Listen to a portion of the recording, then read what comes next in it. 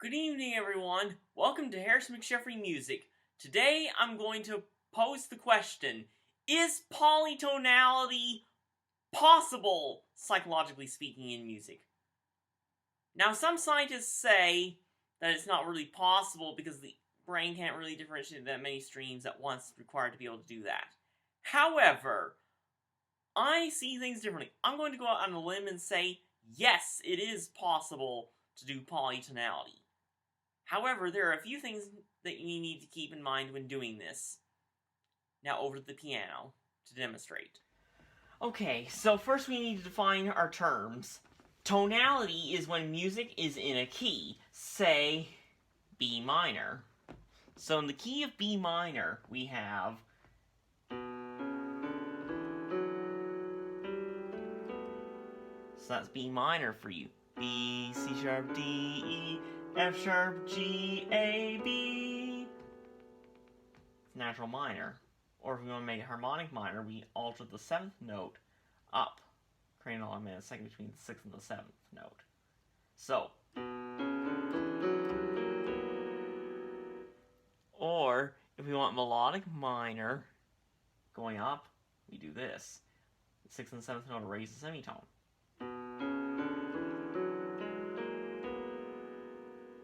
And then descending it goes.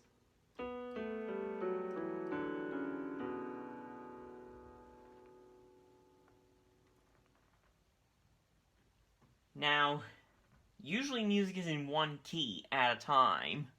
At least most Western music is. However, what if we had a second key?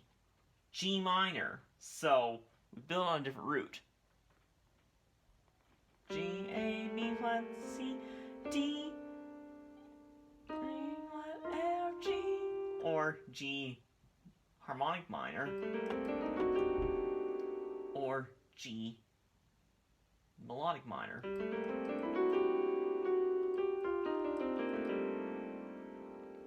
Now, imagine if we played those two at the same time. Well, this is what we'd get.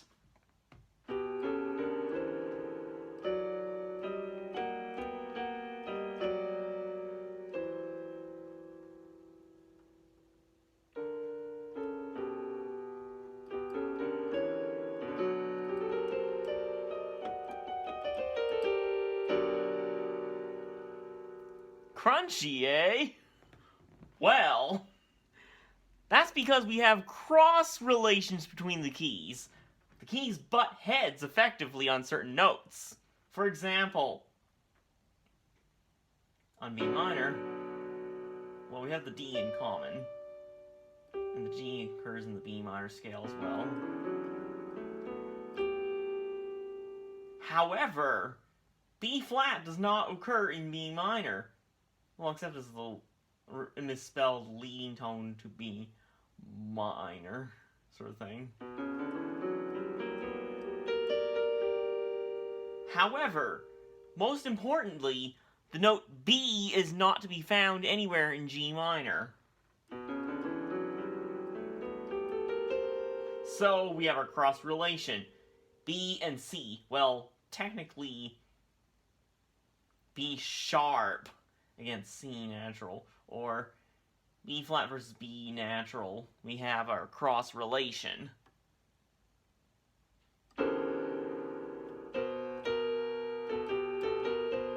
So B, C, and B flat, if you put them next together, chromatic cluster.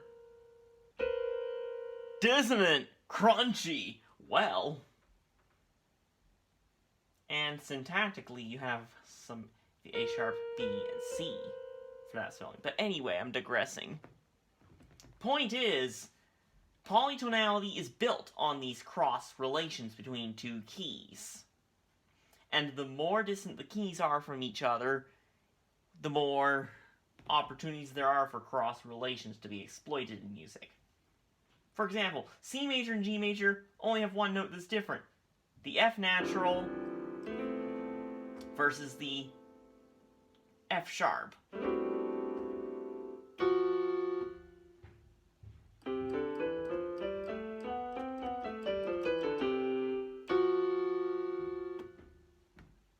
However, in a key like F sharp major against C major, there's more cross relations practically everywhere. The only two notes that are common between F sharp major and C major are F and B, but they're spelled differently between the two keys.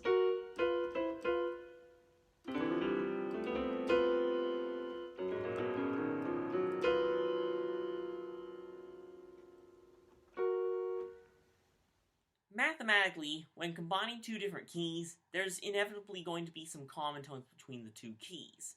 Here's a proof of the concept. There are 12 notes in our Western chromatic scale.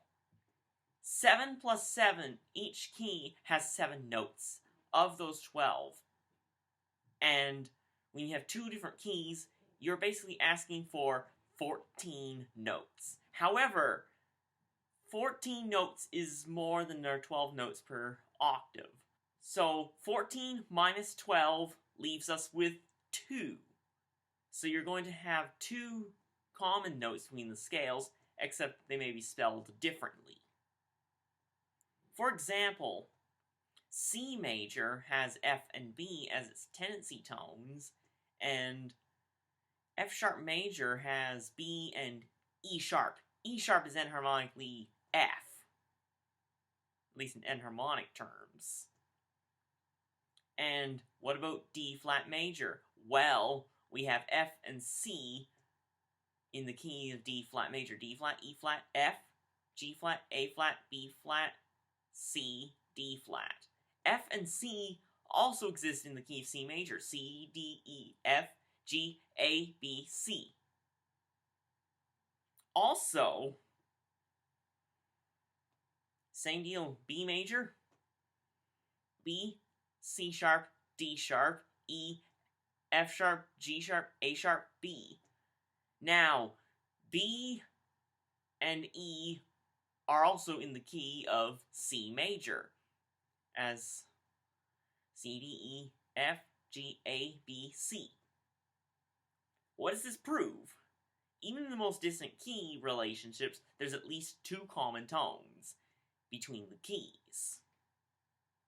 Now over to the piano. Okay, so how do we use this in a piece of music? Well, if you want to sound polytonal and keep the tension going, it's important to know which notes sound tense so you can highlight those, and which notes to avoid that sound resolved. The notes that sound resolved are the ones you want to avoid when you want tension. And the resolution notes are where you can resolve to if you want to resolve the tension, even if just for a moment. So in the key of B minor and G minor as our example, distance between the parts helps, so the ear can distinguish the parts from each other. And the most resolved note of any key is its root.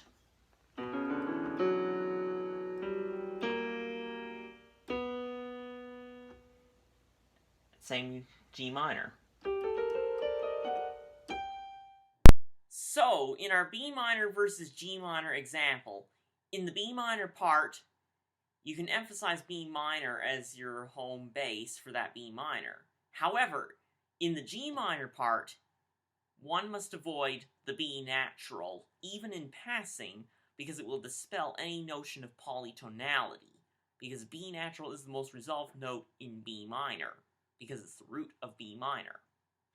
However, other notes are fair game, because they can be related to each other and to themselves in their own ways, with tension and release, to varying degrees.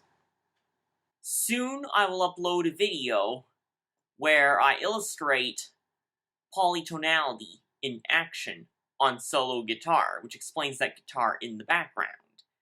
Anyway, thanks for watching and stay tuned! Remember to like, comment, share, and subscribe if you enjoyed this video, and I wish you all peace of mind and good health.